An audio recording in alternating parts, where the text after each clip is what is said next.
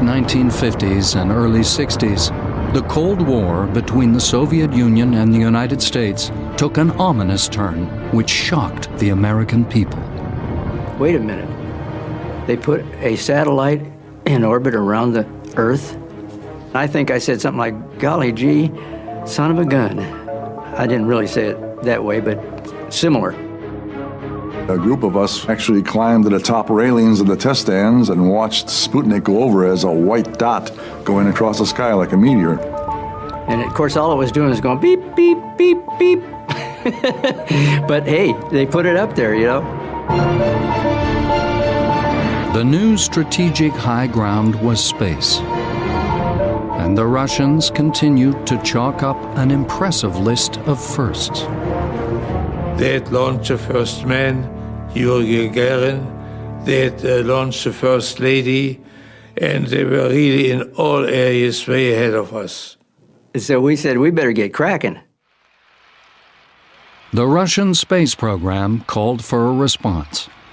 In May 1961, President Kennedy galvanized the American people with an audacious challenge: to reach for the moon.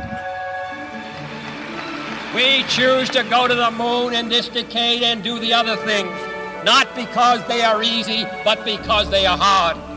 Because that goal will serve to organize and measure the best of our energies and skills. Because that challenge is one that we're willing to accept, one we are unwilling to postpone, and one we intend to win.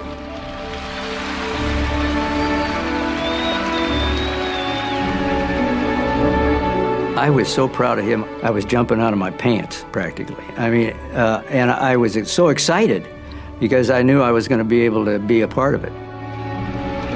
I didn't realize the magnitude of the challenge or some of the technical requirements, but I still felt that, you know, we could do anything at that time.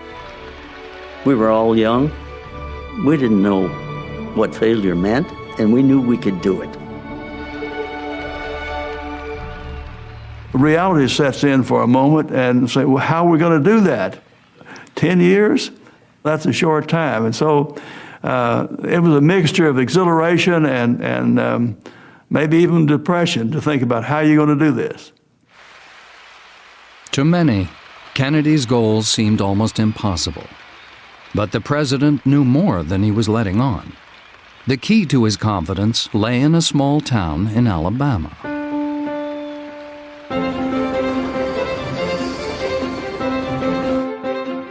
In the 1950s, Huntsville was a sleepy little town.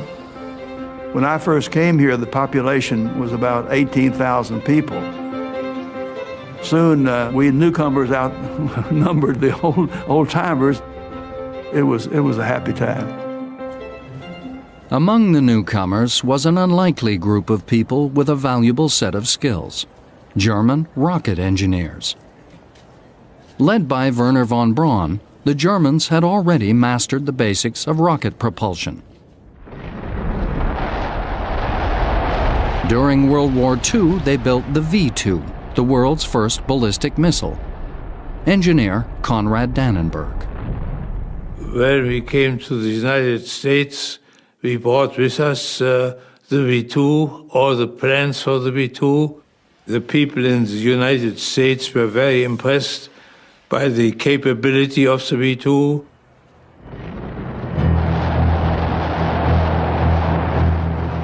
This technology was very important for the growth of the space program because these engines are more efficient, they can be controlled, and you really have a capability to work with your engines during your flight. The German people who came over were indeed very skilled people. They were, all of them, dedicated to rocketry and wanted to continue that, not from the standpoint of having rockets to launch on enemies, but the whole thing behind their thoughts was going into space, going to the moon. With the Russians leading the space race and America desperate to catch up, von Braun saw an opportunity to fulfill his lifelong dream. Von Braun was always thinking in the back of his head, we're going to the moon. That's what he wanted to do.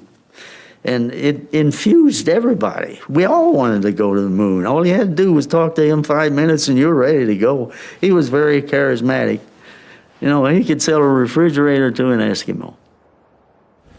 Von Braun turned his persuasive skills on the new president. And that, of course, was what eventually led President Kennedy to announce the trip to the moon.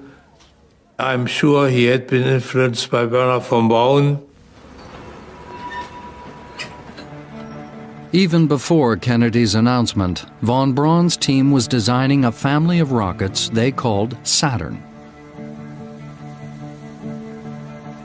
First on the pad was the Saturn I, almost 200 feet tall and with a thrust of 1.5 million pounds. When it lifted off, the engineers could not suppress their excitement. Ignition, engine running, thrust commit, launch commit, lift off. Go, man,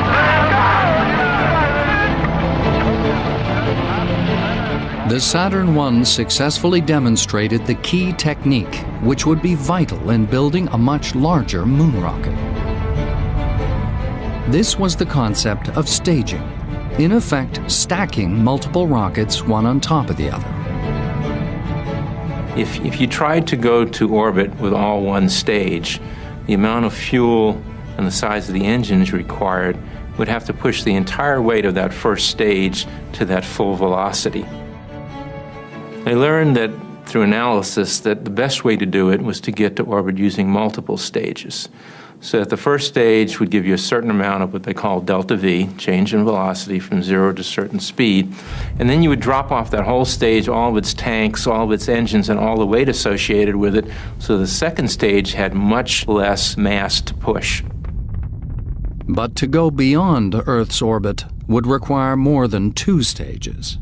And when you do the calculations, the most efficient way to build a moon rocket, one to get to the moon, turned out to be a 3-stage vehicle.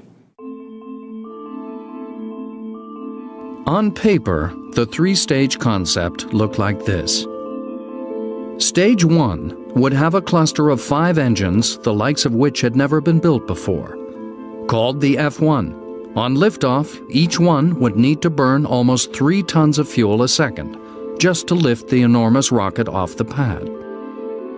Stage 2 would also cluster 5 engines, the smaller J2. The third stage would use a single J2 engine, which would have to fire more than once, to place the elements of the Apollo spacecraft first into Earth's orbit and then on a course to the moon. When assembled, it would be the largest flying machine the world had ever seen.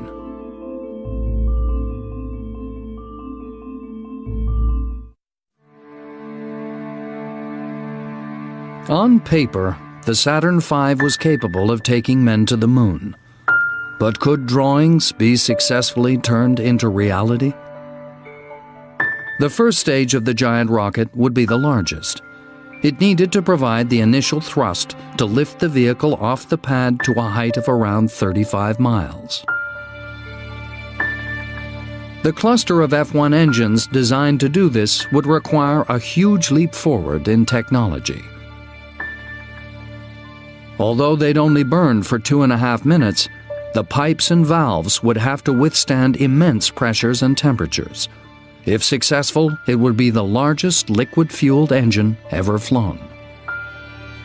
To oversee its production at the newly formed Marshall Space Flight Center in Huntsville, von Braun turned to a young engineer called Sonny Morea. He gave me the responsibility for a $1 billion program. $1 billion in those dollars, not today's dollars. And he picked on this young guy who was 28 years old, didn't have very much experience, and gave me the challenge of being the manager of that program. Greatest decision that I think the man could make.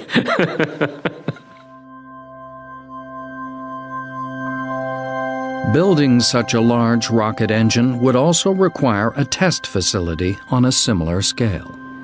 When you fire the first stage engines of the Saturn V, you develop 7.5 million pounds of thrust. That's tremendous kinetic energy coming out of those exhausts.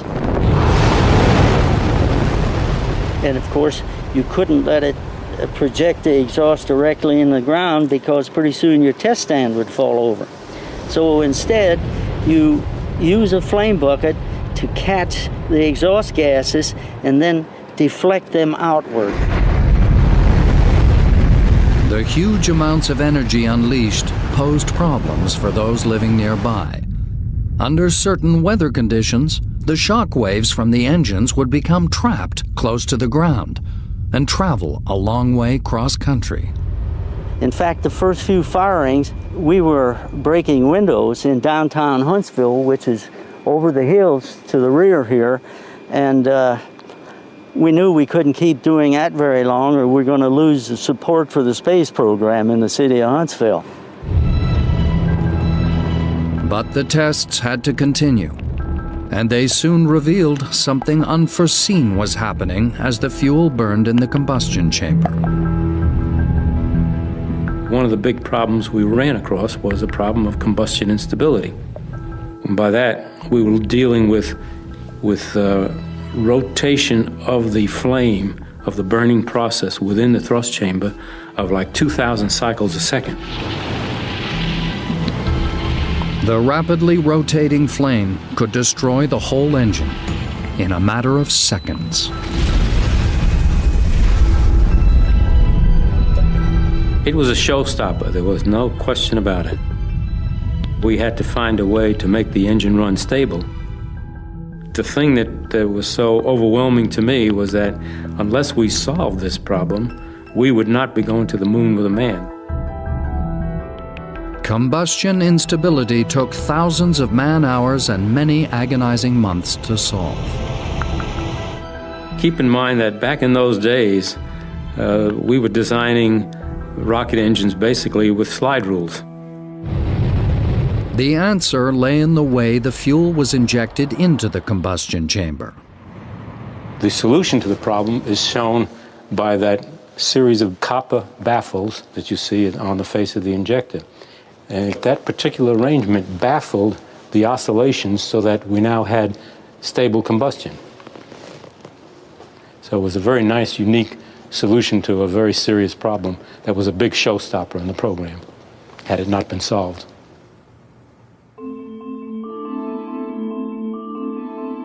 With the construction of the first stage well underway, the building of the second fell to the engineers at North American Aviation in California. Stage 2 was a technical challenge of the first order. We had some unique manufacturing problems, we had interesting design problems, and it was probably the biggest challenge of the Saturn V. The main headache for the Stage 2 team was that the Apollo spacecraft, the command and lunar modules sitting on top of the Saturn V, kept getting heavier as their designs evolved. That inevitably meant that the rocket below them had to be made lighter. One of the engineers feeling the pressure was George Phelps. When they gave us a weight reduction problem, we said, well, we'll take some out of the first stage, some out of the third stage and the second stage. No, the first stage is too far along, and so is the third stage. And so we got to take it out of the second stage. A radical solution was needed to shed weight from the second stage. Normally, two separate tanks stored the liquid oxygen and liquid hydrogen fuels, with a temperature difference between them of over 120 degrees Fahrenheit. At both ends of each tank was a strong, relatively heavy, dome-shaped bulkhead. So to save weight, somebody came up with the idea to eliminate one bulkhead. This was the biggest, I think, the biggest challenge on that stage, to have one bulkhead to separate the two fuels. The stage would now have only one tank, and the fuels would be separated by just one divider, known as the common bulkhead. This arrangement had a double benefit. It got rid of one of the heavy bulkheads, and it reduced the overall length of the stage. But it also meant that two liquids at vastly different temperatures were right next to each other. And we had a divider that was about that thick. That was the most difficult problem that we had to solve, but we did it, because engineers can just about do anything.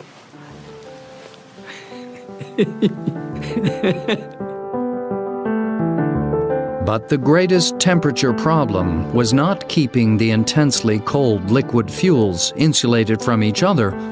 It was keeping both of them from boiling in the hot Florida sun. We insulated the liquid hydrogen tank in the early days with a honeycomb insulation. We put it on in big vacuum chambers, and we sucked the honeycomb down onto the metal, pulled it tight, and let the adhesive set. But all through the early stages, we had problems with the honeycomb insulation popping off the vessel. The engineers realized they were doing something wrong. To fix it, they would need specialist help.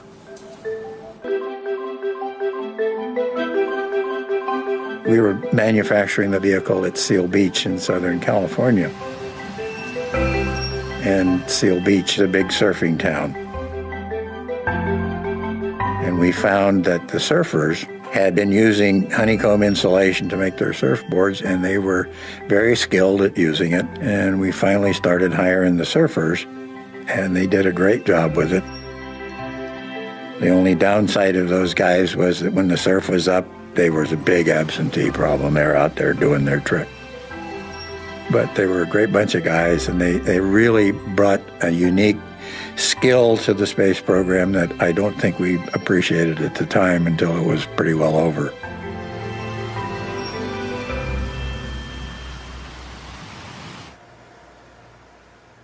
The Saturn V's third stage was also under construction in California, at the Douglas Aircraft Company.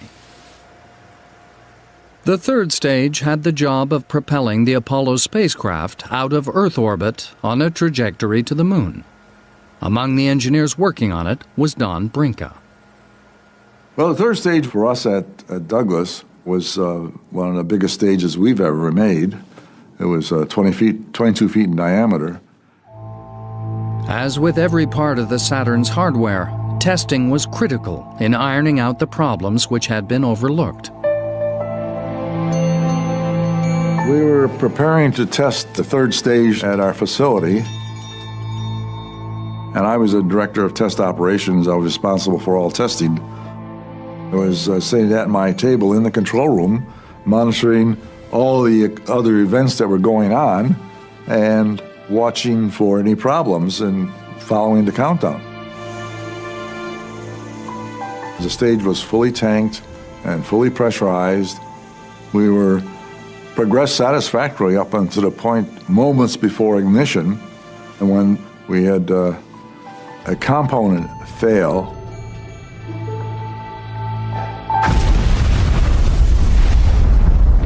It was not hard to tell something was wrong. The whole blockhouse shook, everything rattled, and the screens all went white, and so we knew there was a major calamity. It was kind of a heart-stopping moment when that occurred, and we knew that the work was cut out for us to get this one resolved. Once the fire was out, the team began a painstaking investigation. Attention soon focused on a metal sphere which had held pressurized helium. In the process of going around and looking in the test stand, we noticed that one of the spheres, we could only find a half of it. And that was an important clue as to what had caused the explosion. So that's when we zeroed in on the conclusion that the sphere came apart. So then we did a series of tests and found that the wrong material had been used to weld the spheres together, and found that under pressure it would come apart. It was a real exercise for the engineering staff. It was very stressful, long hours, because you wanted to find it as soon as possible. We had a flight stage failure, and without that stage, you would not get to the moon. Douglas wasn't the only company having problems with their welds. Welding was the best method for constructing the Saturn V. It was far lighter than using rivets. But thousands of feet of welds were needed, and welding was proving a real problem for engineers like Bob Schwinghammer. We could not weld it. For weeks and weeks we could not weld it.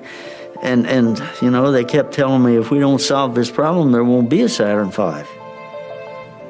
In order to save weight, we varied the thickness of the metal from the top to the bottom. And so to weld two pieces together of different thicknesses gives you a different heat flow pattern.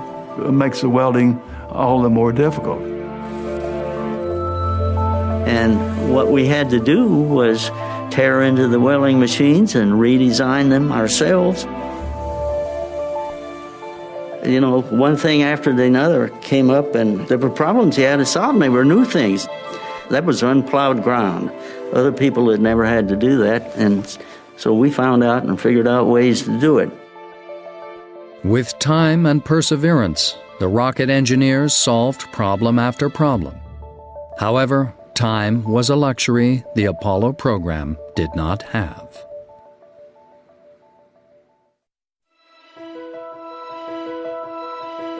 Early in the Apollo program, NASA realized it would have to drastically accelerate the development of the Saturn V in order to meet the deadline of placing a man on the moon by the end of the decade.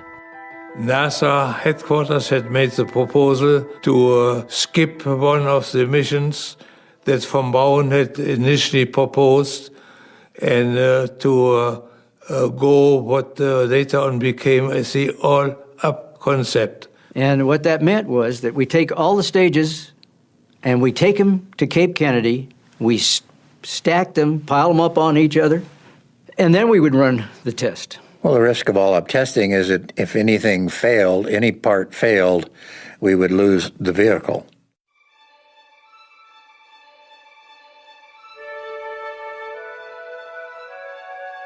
November 9th, 1967. Finally, after more than half a decade of technological achievement, the Saturn V was poised for its first unmanned all-up test.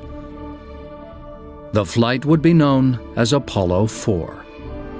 Apollo 4 was a tense time because those of us who were working on the individual stages were not sure that if we didn't do the individual stage tests at the time, something might go wrong.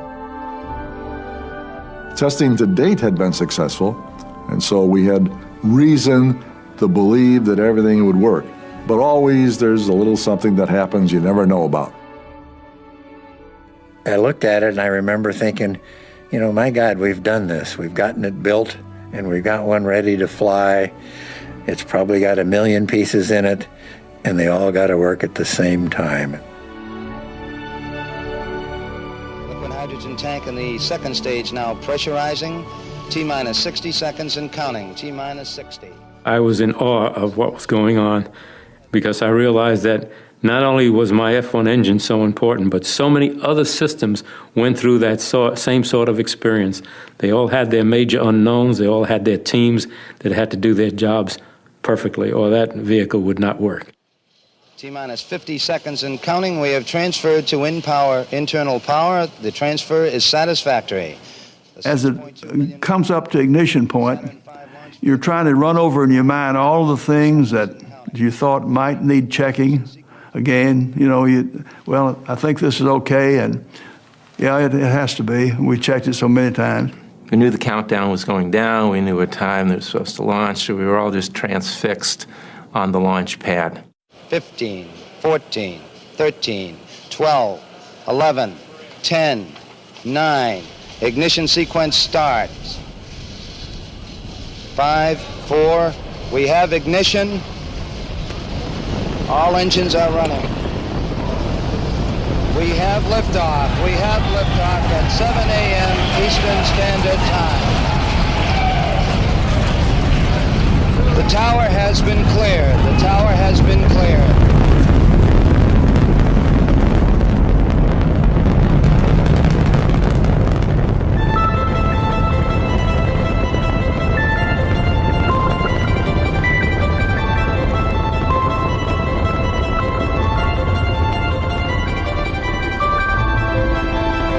You see it move off very slowly.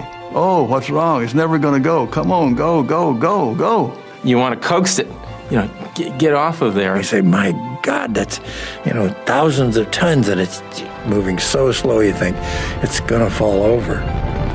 Shock wave is progressing across the water, coming towards you. It's pretty impressive, I had never felt this much power and energy from that distance. We were going the ground was shaking like an earthquake in California. It was absolutely incredible. You thought that you were going to be knocked over with the power of that. I did hear women saying, oh, oh, oh, ooh, ah, and then clapping.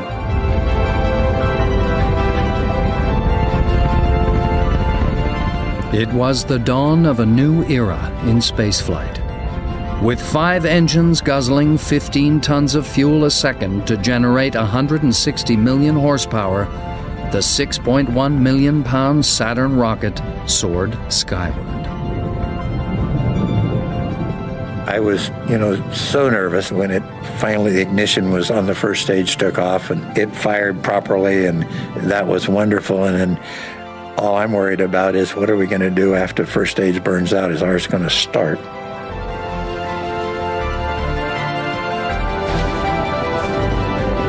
And so we're watching the data, and we're watching the data, and we're watching the data. I don't think I breathed for 8.5 minutes. We drop the interstage, which is pretty neat, and we ignite the J2 engines, and they all come up to thrust. We say, it's working, it's working, it's working. Phew. And that's what we thought, phew. And we ran out of fuel, and the fuel cutoff sensor said, we're out of gas. And then the S-4B ignited, and it took off. And to me, I was all over it by that time. My part was done. Apollo 4 had been a near-perfect flight. Suddenly, the president's goal seemed much closer. After the success of Apollo 4, the Saturn V's second all-up test, Apollo 6, was set for 5 months later, in April 1968. The men who had built her felt confident. We have liftoff. Liftoff at 7 a.m. Eastern Standard Time. We figured, let's just sit back and relax, because there's no other problem that could occur. I mean, we flew it, we did an all-ups test, and it flew perfectly, and so no problem. Mark, 1 minute 25 seconds, pass through max Q, still looking good. As Apollo 6 lifted off the pad, the mission looked like it was going to be another textbook performance. Intermittent at this time, standing by. But less than 2 minutes into the flight, things started to go seriously wrong. The engines were firing, and they were vibrating. We expected them to vibrate, and they're attached to a thrust structure. And the thrust structure was being excited by the engines, and it was vibrating. Within seconds, the vibration strengthened and began to oscillate up and down the entire length of the rocket. If you were unlucky enough to get the oscillation in the thrust chamber tuned to the oscillations in the pipe itself, then they would tend to amplify each other. The rocket was experiencing a phenomenon called resonance. An example of that is the opera singer in The Wine Glass, where she hits a note that's exactly the same frequency that the wine glass will tingle at if you tink it. And if left to its own devices, the resonance can, in essence, destroy whatever it is that's resonating. And all these vibrations came together all at once and created a humongous vibration that moved all the way up to the spacecraft. Had there been astronauts in there, we would have had to abort the mission because of that vibration level. As the first stage finished its burn, the vibrations stopped. But the problems with Apollo 6 were just beginning. Flight Econ. Your water boiler's okay and the cabin's holding in 6. Roger, GNC, how are you? Oh, we're looking pretty good last time we had data here, Flight. 4.5 minutes into the Stage 2 burn, Mission Control noticed a J2 engine begin to falter. All we knew was that the chamber pressure for one of the outboard engines was deteriorating, was dropping off. We didn't have any idea as to the cause, but it was failing, and the chamber pressure started to oscillate, and finally the engine shut itself down. Within seconds of the first engine shutting down, another J2 engine cut out. Flight booster, go. We've lost engine 2 and engine 3. You've lost the engines? That's affirmative. Roger. And therefore, we had only 3 engines on the second stage, whereas we required 5. Propulsion guys were saying, goodness sakes, golly gee whiz, what happened? Sorta. I think we have 2 engines out. Don't get nervous. Roger, understand. It seemed the unthinkable was about to happen. They were going to lose the Saturn altogether. The stage then, instead of flying its original trajectory naturally with 2 engines out, it keeled over, and eventually, running about parallel to Earth, it righted itself as the remaining engines gimbaled to try to get it righted again. Flight booster 2, we seem to have good control at this time. Roger. Guidance system perform anomaly, Flight. Roger, you sure, booster?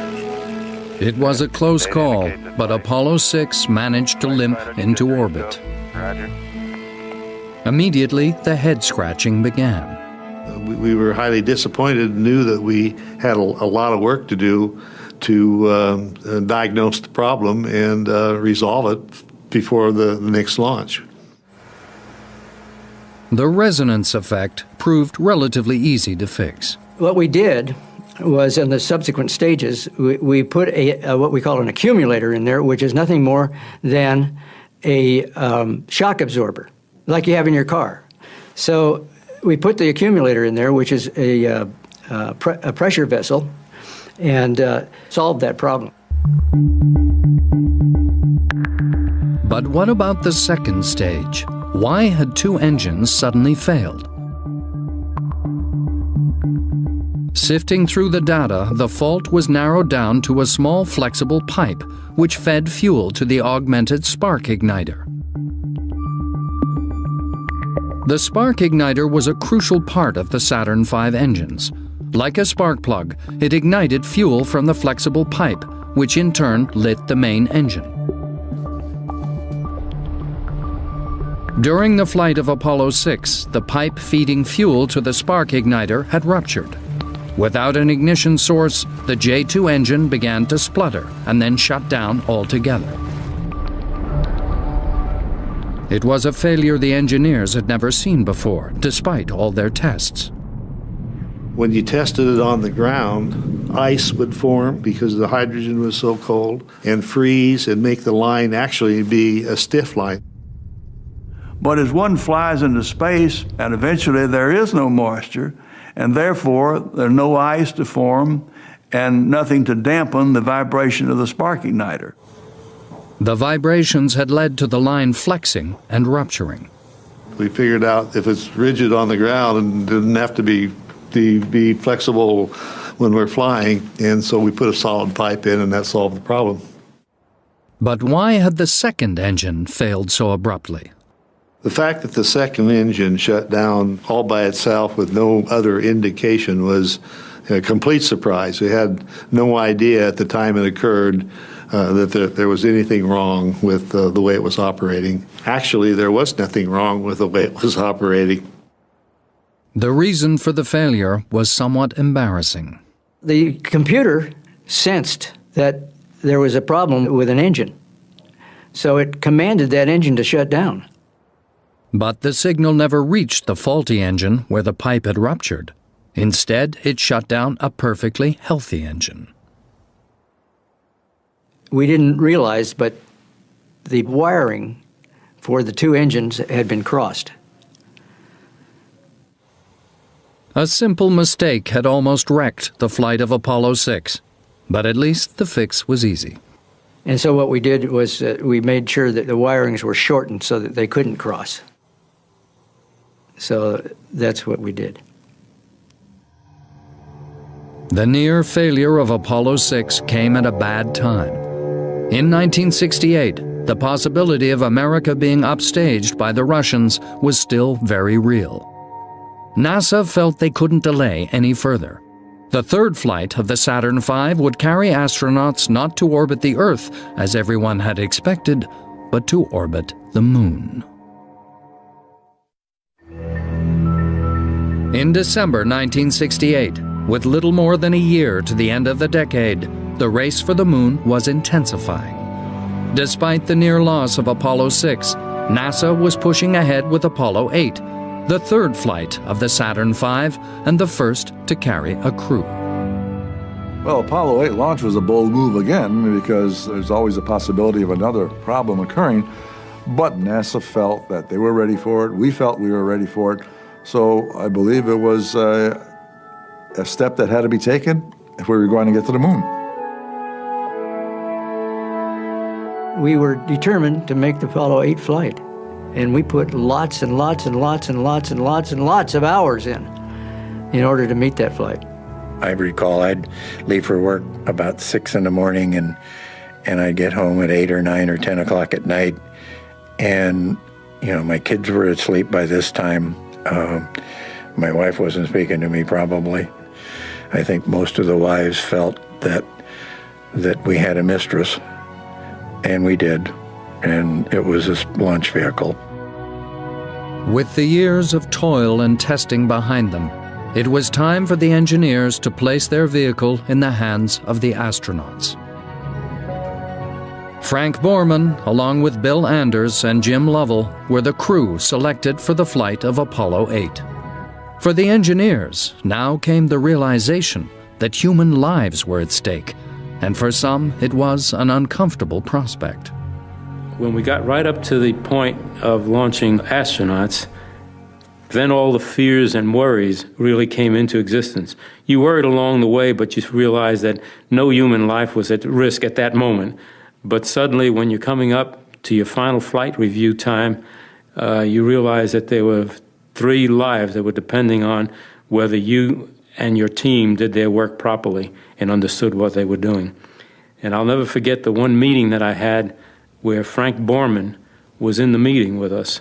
And I was suddenly overwhelmed by the fact that we were now committing the lives of these 3 astronauts.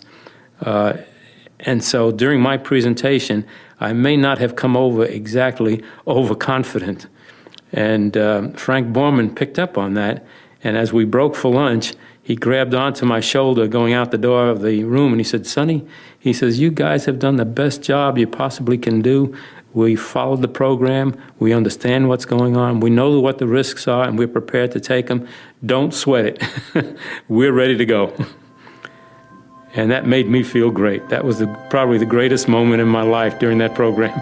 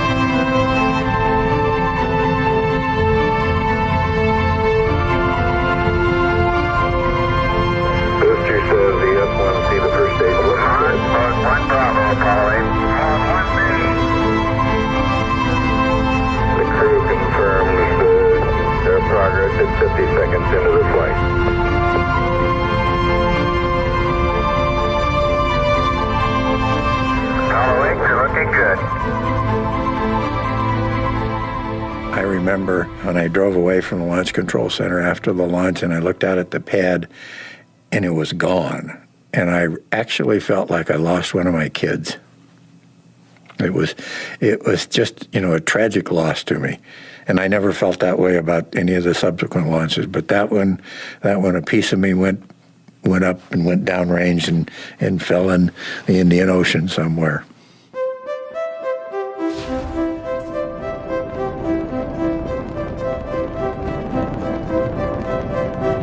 After the first and second stages were spent, the astronauts now relied on the final third stage. Its first task was to place the Apollo spacecraft in a parking orbit 215 miles above the Earth. Apollo 8, Houston, you are go, over. And then to send them to the moon. As the third stage was orbiting the Earth and the checkouts were in process, the engine had to be reignited. That's called translunar injection. And that was very tense because the whole program depended on that engine starting appropriately. TLI was always a tense time for the entire team. And yours truly, certainly was an intense time because we were counting on that engine igniting precisely at the right time and burn precisely as long as it needed to burn to give us the precise velocities that we needed to reach the moon properly. Apollo 8, you are go for TLI,